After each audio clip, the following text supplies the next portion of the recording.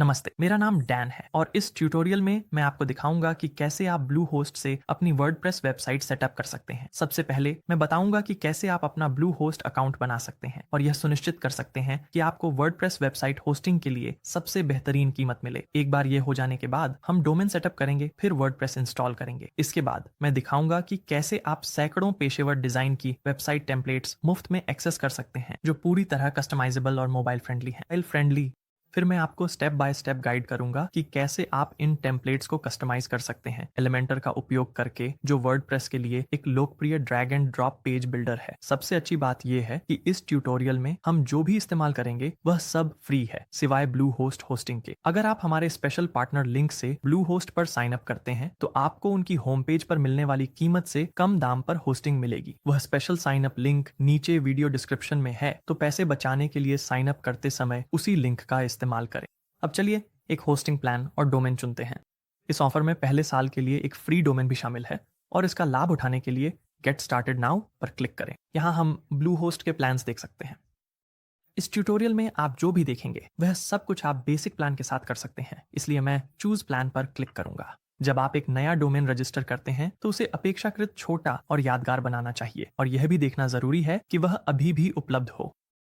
मैं इसे BHWP tutorial 2 कहूंगा, जो ब्लूहोस्ट वर्डप्रेस ट्यूटोरियल का संक्षिप्त रूप है। अगर आप चाहें तो यहाँ अपना टॉप लेवल डोमेन बदल सकते हैं, लेकिन मैं सलाह दूंगा कि .com ही रखें। मैं डोमेन प्राइवेसी और प्रोटेक्शन जोड़ना पसंद करता हूँ ताकि जंक मेल से बचा जा सके, लेकिन अगर आप बाद में अपना मन बदलते हैं तो मैं आपको इसे हटाने का तरीका भी दिखाऊंगा। अब डोमेन खोजें पर क्लिक करें। अपने कार्ट में आप अपनी होस्टिंग प्लान बदल सकते हैं, लेकिन एक साल का प्लान सबसे अच्छा मासिक रेट देता है और यहीं पर आप वह प्रोटेक्शन हटा सकते हैं अगर आप अपना मन बदल लें। मैं चेकआउट जारी रखूंगा। अब बस अपनी संपर्क जानकारी दर्ज करें और फिर नीचे स्क्रॉल करके अपनी अकाउंट जानकारी भरें। दोबारा जांच लें कि सब कुछ ठीक है और भुगतान सबमिट करें पर क्लिक करें। अब जब हमने अपनी होस्टिंग सेट कर ली है और हमारे पास डोमेन भी है, तो वर्डप्रेस इंस्टॉल करने का समय आ गया है। और बस ऐसे ही पेमेंट सबमिट करने के बाद वर्डप्रेस अपने आप इंस्टॉल हो जाता है और हम ब्लूहोस्ट डैशबोर्ड में पहुंच जाते हैं। आप इस बटन का इस्तेमाल करके वर्डप्रेस में लॉगिन कर सकते हैं, लेकिन मैं आपको दिखाता हूं कि वहां कैसे पहुंचना है अगर आप ये पॉपअप विंडो बंद कर दें तो। मैं इसे बंद कर देता हूं और डिफॉल्ट रूप से हम होस्टिंग टैब पर होते हैं। यह एडिट साइट बटन भी आपको वहीं ले जाएगा, या फिर अगर आप वेबसाइट्स टैब पर जाएं तो यहां एडिट साइट पर क्लिक करने से भी वर्डप्रेस लॉन्च हो जाएगा। और फिर इस पेज पर ये चुनें कि आप एक ट्यूटोरियल फॉलो कर रहे हैं और अब हम वर्डप्रेस एडमिन डैशबोर्ड पर पहुंच गए हैं। यह आपकी वेबसाइट का बैकएंड है, वही जगह जहां आप बदलाव करने, कोई पेज पब्लिश करने या कुछ नया इंस्टॉल करने के लिए बार बार आएंगे।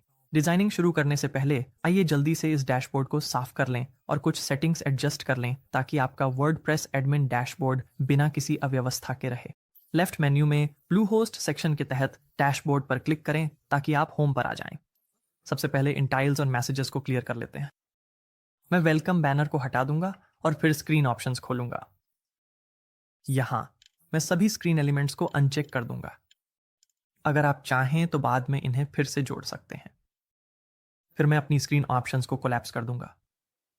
इनमें से कुछ नोटिफिकेशंस हटाने के लिए मैं प्लगइन्स टैब पर जाऊंगा। हम बाद में यहां वापस आएंगे, लेकिन अभी के लिए मैं Creative Mail, Monster Insights, Jetpack, Optin Monster और योस्ट एसईओ को सिलेक्ट करूंगा। मैं बल्क एक्शंस, फिर निष्क्रिय करें और लागू करें पर क्लिक करूंगा। ठीक है, अब काफी बेहतर लग रहा है। अब अगला जरूरी काम है थीम इंस्टॉल करना, जो हमारी वेबसाइट को बेसिक स्ट्रक्चर देगा।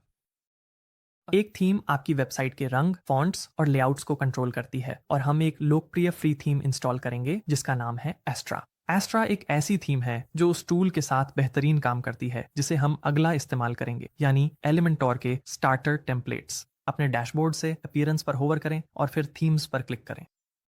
फिर थीम जोड़ें पर क्लिक करें। ऊपर दाईं ओर एस्ट्रा सर्च करें, फिर उस पर माउस घुमाएं और इंस्टॉल करें पर क्लिक करें। इंस्टॉल होने के बाद एक्टिवेट पर क्लिक करें। अब मैं आपको दिखाऊंगा कि कैसे आप एक प्लगइन का इस्तेमाल करके सैकड़ों फ्री वेबसाइट टेम्पलेट्स तक पहुंच सकते हैं, जिन्हें पूरी तरह से कस्टमाइज किया जा सकता है। एक प्लगइन आपकी वेबसाइट के लिए एक ऐप की तरह काम करता है। यह आपकी वेबसाइट में नए फीचर्स जोड़ता है, ठीक वैसे ही जैसे आपके फोन में ऐप्स करते हैं। प्लगइन्स पर क्लिक करें। मैं इस विंडो को बंद कर दूंगा। फिर ऐड प्लगइन पर जाएं। Plugins for starter templates search करें। जब आपको यह वाला दिखे तो आप इंस्टॉल पर क्लिक कर सकते हैं। इंस्टॉल होने के बाद स्टार्टर टेम्पलेट्स खोलने के लिए एक्टिवेट पर क्लिक करें। यहाँ टेम्पलेट्स के साथ निर्माण पर क्लिक करें। अगर आपको एलिमेंटोर एक विकल्प के रूप में नहीं दिख रहा है तो कृपया ऊपर दाईं ओर कार्ड में दिए गए वीडियो को देखें, जिसमें बताया गया है कि इसे कैसे ठीक करें, और फिर एलिमेंटोर को हमारे पेज बिल्डर के रूप में चुनें। स्टार्टर टेम्पलेट्स आपको आसान ड्रैग एंड ड्रॉप टूल्स का उपयोग करके पेज बनाने और एडिट करने देता है। यह आपको चुनने के लिए कई रेडीमेड डिजाइन्स देता है और हम इनमें से एक पूरी तरह फ्री वाला इस्तेमाल करेंगे। अब चलिए आपकी वेबसाइट के लिए एक टेम्पलेट चुनते हैं। एक टेम्पलेट आपको पहले से डिजाइन किए गए पेजों के साथ पूरा लेआउट देता है। तो थीम और टेम्पलेट में क्या फर्क है? एस्ट्रा जैसी थीम आपकी पूरी वेबसाइट का ओवरऑल लुक कंट्रोल करती है, जैसे फॉन्ट्स, रंग और लेआउट। एक टेम्पलेट सिर्फ किसी एक खास पेज का लेआउट कंट्रोल करता है, जैसे आपकी होम पेज या अबाउट पेज। आप बाद में कुछ भी बदल सकते हैं, लेकिन एक अच्छा टेम्पलेट चुनना हमें एक बेहतरीन शुरुआत देता है। जैसे ही आप स्क्रॉल करेंगे, आपको इनमें से कुछ प्रीमियम के रूप में चिन्हित दिखेंगी, और अगर आप इनमें से किसी पर क्लिक करते हैं तो आप उसका प्रीव्यू देख सकते हैं। अगर आप निश्चित नहीं हैं तो इस एक्स पर क्लिक करें ताकि आप पिछली पेज पर लौट सकें। अगर आपको मदद मिले तो आप कैटेगरी के हिसाब से ब्राउज कर सकते हैं, लेकिन मुझे ये वाला पहले ही पसंद आ गया था तो मैं इसे चुनूंगा। अगर आपके पास पहले से साइट का लोगो है तो आप उसे यहाँ अपलोड कर सकते हैं, लेकिन अगर आपके पास अभी लोगो नहीं है तो मैं आपको बाद में ये करना सिखाऊंगा। और फिर आप यहाँ एक फ़ॉन्ट पेयर और कलर पैलेट भी चुन सकते हैं। जब आप तैयार हों तो कंटिन्यू पर क्लिक करें। फीचर्स चुनने की बजाय मैं स्किप दिस स्टेप पर क्लिक करूंगा, और मैं यहाँ भी स्किप करके आगे बढ़ूंगा, और अंत में ये सुनिश्चित करें कि आपने सब समझ लिया है और submit and build my website पर क्लिक करें। आपकी वेबसाइट बनने में कुछ ही मिनट लग सकते हैं। जैसे ही यह पूरा हो जाए, अपनी वेबसाइट देखने के लिए यहाँ क्लिक करें। अब जब आपका टेम्पलेट इंस्टॉल हो गया है और आपकी साइट बन गई है तो आप इसे एक्सप्लोर और नेविगेट कर सकते हैं, लेकिन अब समय है कि आप अपनी वेबसाइट की सामग्री बदलने के लिए एलिमेंटोर पेज बिल्डर का उपयोग करें। एलिमेंटोर एक ड्रैग एंड ड्रॉप बिल्डर है। इसका मतलब है कि आप किसी भी चीज जैसे कि टेक्स्ट या इमेज पर क्लिक करके उसे सीधे स्क्रीन पर ही बदल सकते हैं।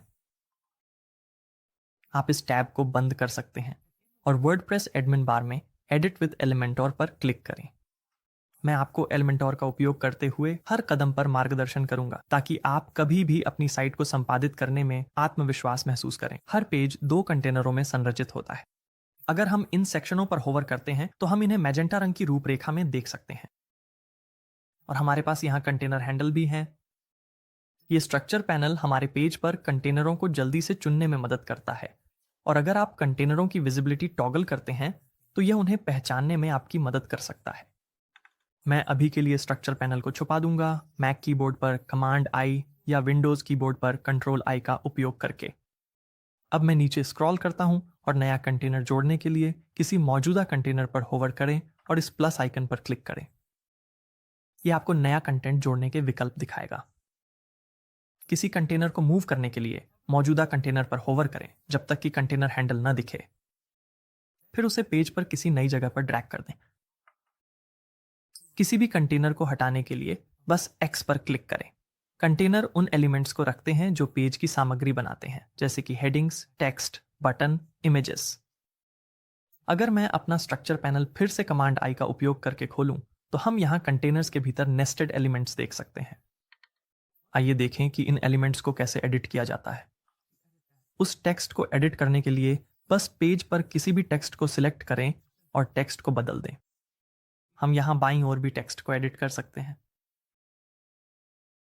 जब हम स्टाइल पर क्लिक करते हैं और फिर एडिट टाइपोग्राफी पर क्लिक करते हैं तो हम इस टेक्स्ट एलिमेंट की स्टाइल को एडिट कर सकते हैं, और हमारे पास अलग अलग सेटिंग्स पर काफ़ी नियंत्रण होता है। यह हमारे बटनों के लिए भी बिल्कुल इसी तरह काम करता है। इस बटन पर क्लिक करें और आप यहाँ बाईं ओर बदलाव कर सकते हैं। मैं पाठ को बदलकर गंतव्य देखें लिखूंगा, और निश्चित रूप से आप अपने बटनों को भी स्टाइल कर सकते हैं। मैं यहाँ अपने बटन का फ़ॉन्ट रंग बदलूंगा।